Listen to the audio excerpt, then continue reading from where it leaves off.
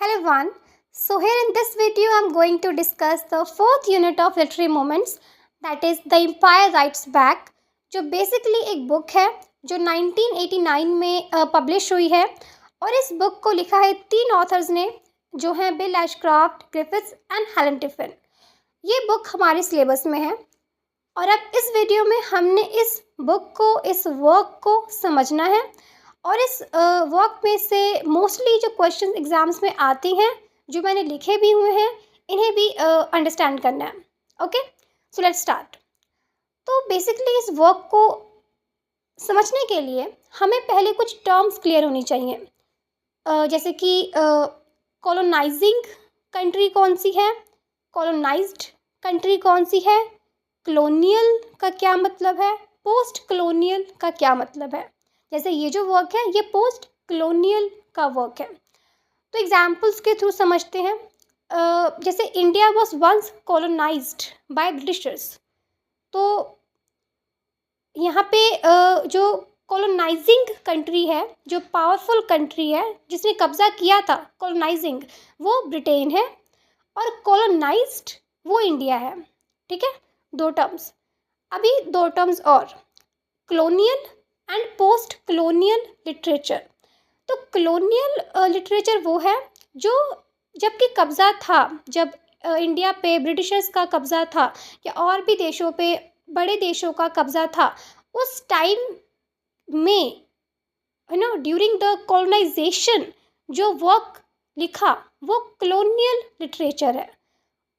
इसके ऑपोजिट, जब कॉलोनाइजेशन ख़त्म हो गई, जब ब्रिटिशर्स इंडिया से चले गए, जब और यूरोपियन कंट्रीज़ जिन्होंने नाइजीरिया या ऑस्ट्रेलिया पे कब्ज़ा किया था, जब ये लोग भी वहाँ से चले गए, उन्हें इंडिपेंडेंस मिल गई, और उसके बाद जो वो फ्री हुई कंट्रीज़ ने, जैसे इंडिया ने या नाइजीरिया ने, ऑस्ट्रेलिया ने, अफ्रीका ने, जो पहले कॉलोनाइज थी लेकिन जब फ्री हो गई, उन्होंने अपना लिटरेचर लिखा।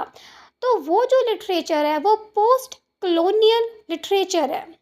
ओके, तो ये जो द वर्क है द एम्पायर राइट्स बैक, ये भी एक पोस्ट कॉलोनियल लिटरेचर है। यानी कि इनके जो ऑथर्स हैं, इनकी जो कंट्रीज थी, वो कभी किसी टाइम पे किसी दूसरी कंट्री से कॉलोनाइज्ड थी। ओके, चलो इतना तो समझ में आ गया।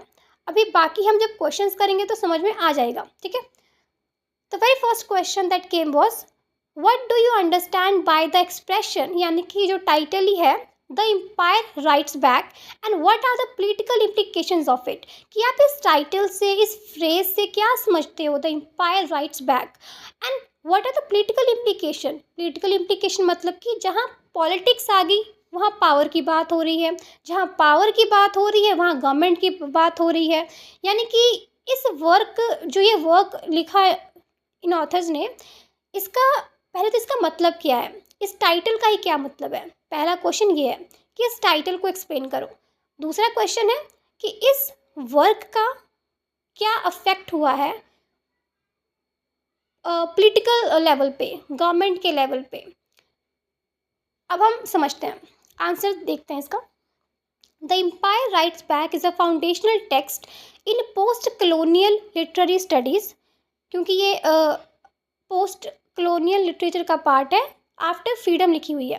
The book discusses how countries that were once colonised of European empires like Britain, France, Spain began to create their own literatures after gaining independence.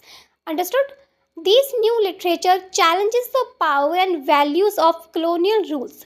एक quotation है, until the lion have their own historians, the history of the hunt will always glorify the hunter. It is by Chinua Achebe. This powerful statement by Achebe reflects the essence of post-colonial literature, a literature that seeks to give voice to colonized whose stories and identities were long suppressed under colonial rule. Easily समझाती हूँ कि क्या है। तो the empire writes back का मतलब ये है, यहाँ पे एम्पायर का मतलब क्या है। तो एम्पायर का मतलब है वो वाली कंट्रीज जो कभी किसी टाइम पे कॉलोनाइज्ड थी, अब वो अपना, क्योंकि अब वो फ्री हैं तो अब वो कुछ भी लिख सकती हैं, जो वो चाहती हैं, जो उन्हें लगता है वो लिख सकती हैं।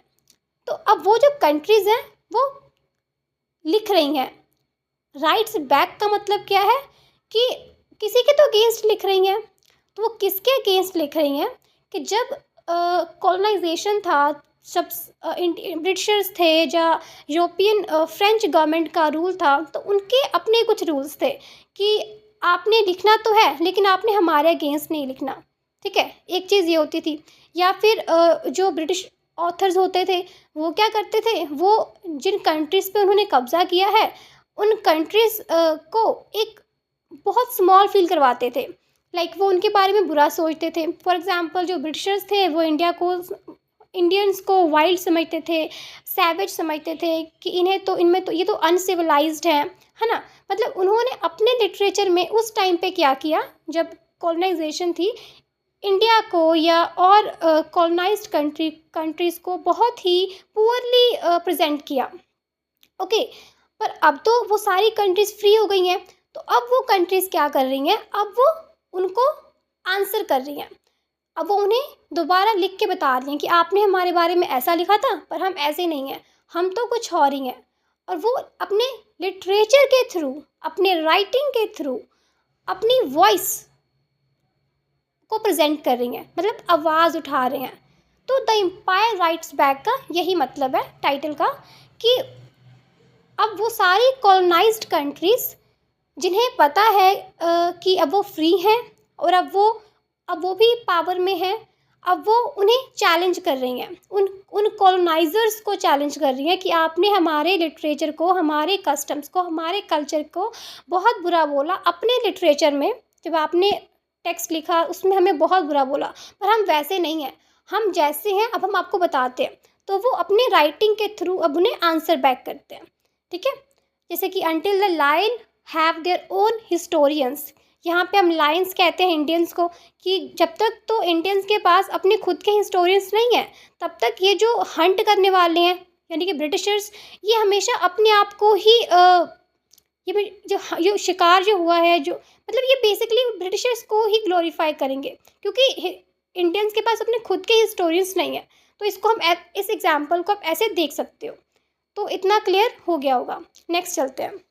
The phrase the empire writes back, coined by Bill Ashcroft, Gareth Griffiths and Helen Tiffin, and in their influential 1989 work, symbolizes a literary and cultural resistance. Resistance होता है फाइट बैक करना, ठीक है, bye farmer colonies against the ideological मतलब beliefs, जो उन ruling countries का believe था, उन कॉलोनाइज्ड कंट्री के बारे में उन्हें वो चैलेंज कर रही है। And linguistic dominance of the colonial power, language tough है पर एज पर एमए स्टूडेंट ऐसी ही लैंग्वेज होनी चाहिए। इट इज़ अ डेलिब्रेट पन, यहाँ पे पन का मतलब है, अ पन is a play of words, it's when a word और फ्रेज हैज़ टू मीनिंग्स, मतलब कि जो वर्ड है इसके और भी मतलब हैं, कि एक वर्ड के दो या और भी मतलब है, कि वो सिमिलर तो लगते हैं पर इसका मतलब कुछ और है। जैसे कि अब इसका टाइटल ही समझते हैं। On the title of popular film, इस जो वर्क का टाइटल है द एम्पायर राइट्स बैक, ये एक फिल्म के टाइटल से लिया गया है, that is the empire strikes back. उस फिल्म का नाम था the empire strikes back, suggesting that instead of responding with weapons, कि हम आपको वेपन्स के थ्रू नहीं अपना आंसर देंगे, वायलेंस नहीं करेंगे, ठीक है, लेकिन हम अपनी राइटिंग के थ्रू आपको आंसर करेंगे। ठीक है, उन्होंने क्या किया, राइटर्स ने हेल्प ली एक फिल्म के टाइटल की अपने आप को और बताने के लिए। ठीक है, उन्होंने स्ट्राइक्स वर्ड यूज़ नहीं किया, उन्होंने सिर्फ स्ट्राइक्स का मतलब तो हथियार होता है, वायलेंस होता है, नहीं, उन्होंने ये नहीं लिया, उन्होंने इसको चेंज कर दिया। तभी तो ये पन है, कि मतलब कि सेम है लेकिन अलग है। ठीक है, सेम है पर थोड़ा सा अलग है, मीनिंग अलग है। तो उन्होंने राइट्स कर दिया, मतलब कि अपनी राइटिंग के थ्रू आवाज़ उठाना। आगे, the expression captures a turning point in literary history when the colonized subjects began to tell their own identities.